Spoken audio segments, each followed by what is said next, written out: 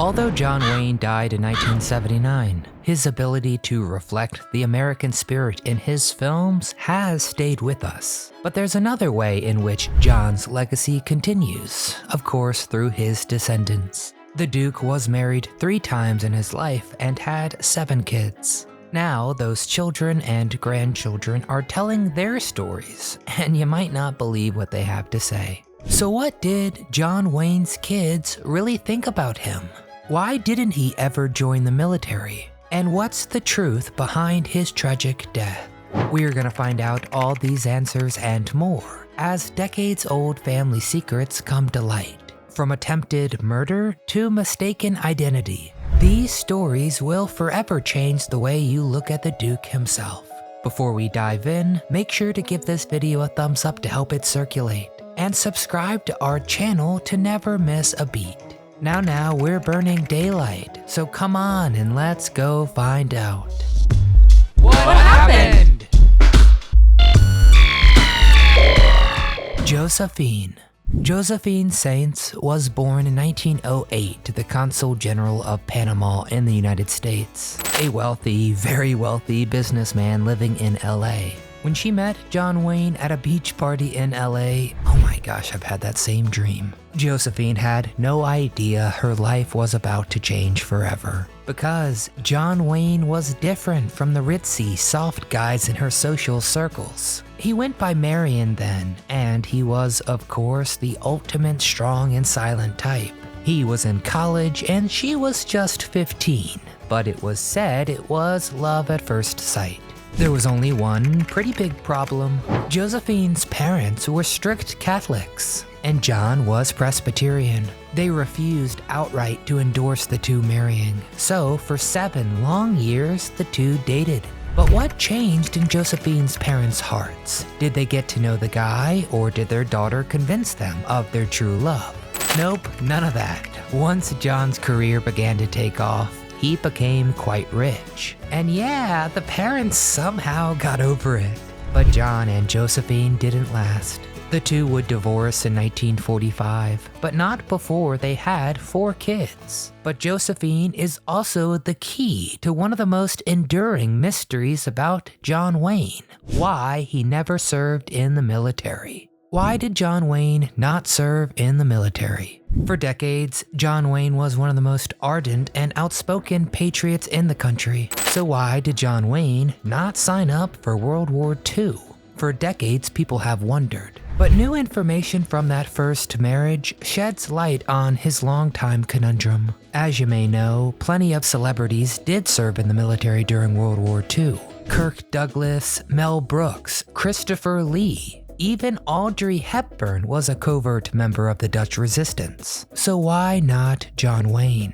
Well, there are a few complicated reasons why. The commonly accepted story was that John begged to go, but wasn't permitted. But the reason is that John was granted an exemption for family dependency issues. The reason he asked for it? Well, he felt more valuable to his country on the silver screen than anything he could do on a battlefield, saying that he was America to the guys on the front lines. But there's actually a bit more to this story. Allegedly, he wanted to join the OSS, which was the precursor to the CIA. Supposedly, they even sent him a letter urging him to sign up. But that letter his wife Josephine hid from him.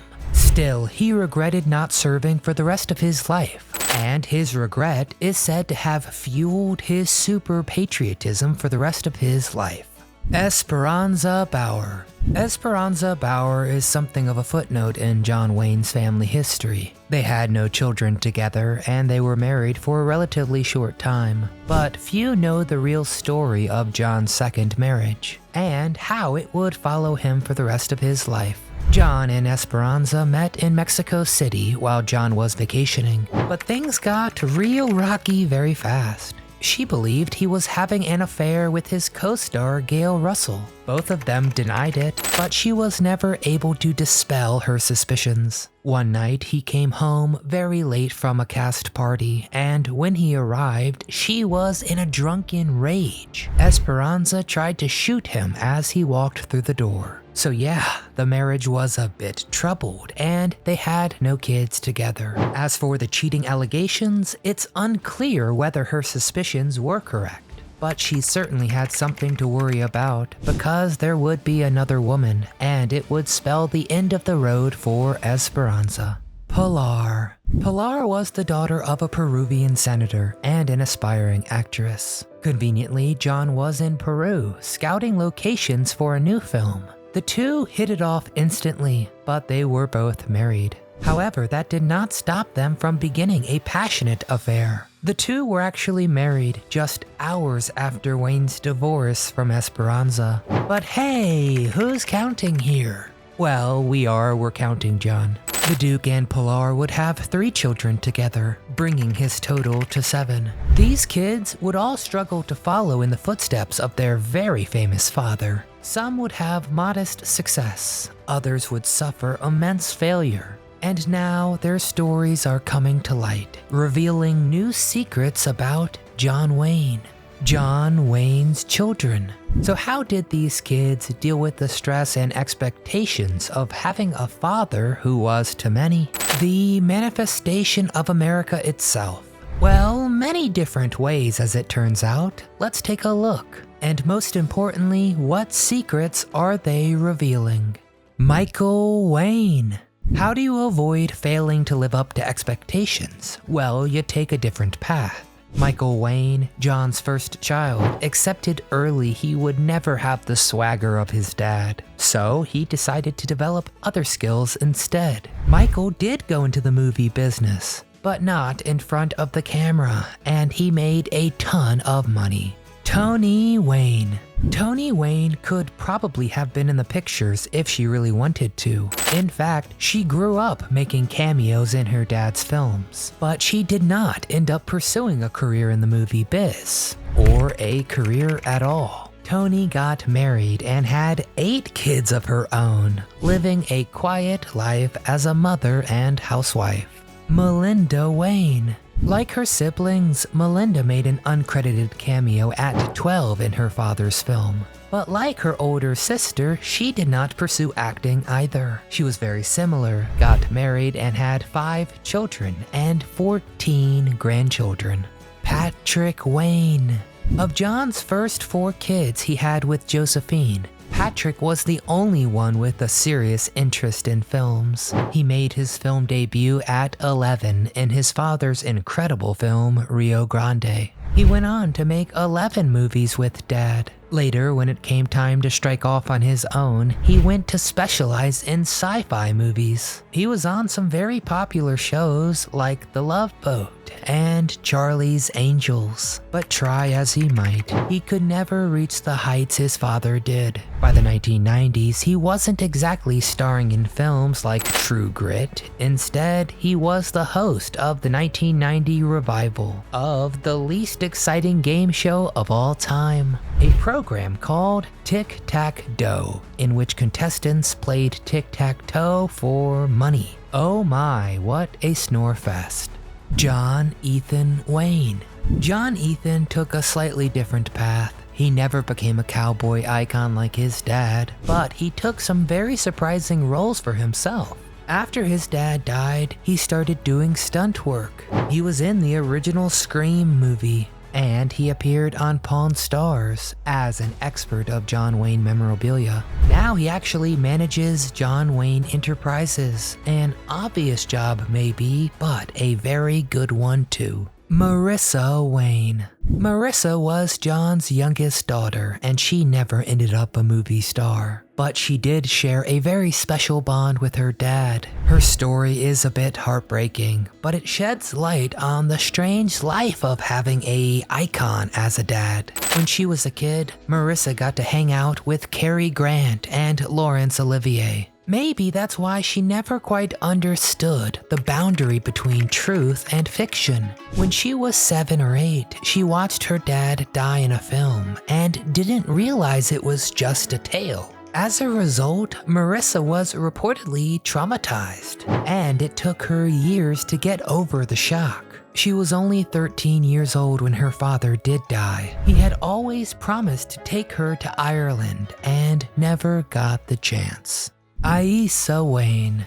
Like her siblings, Aissa made some cameos as a kid too, and she tried to make it in the movie biz, but never ended up landing any significant roles. But Aissa would go on to have kids of her own, and one of them, Jennifer Wayne, is doing things you won't believe. Let's find out what the grandkids are up to. Granddaughter Jennifer Wayne. John Wayne died 3 years before his granddaughter Jennifer was born, so she never got to meet the Duke. But Jennifer has recently revealed a story about John that has never been told. Because she never met the man, Jennifer had to build a connection with her grandfather through the TV.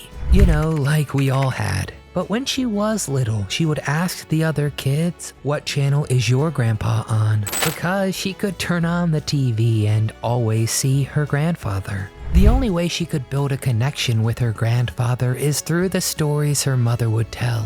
John loved to get up early in the morning to watch the sunrise, and he liked everybody else to see it too. One time the family was on vacation and Jennifer's mom brought a friend along. For some reason they decided to switch bunks. So John walked in at 5 in the morning, slapped who he thought was his daughter Aissa on the butt, and hollered, "Get up, we're burning daylight." Well, the Duke was mortified when he realized the mix-up.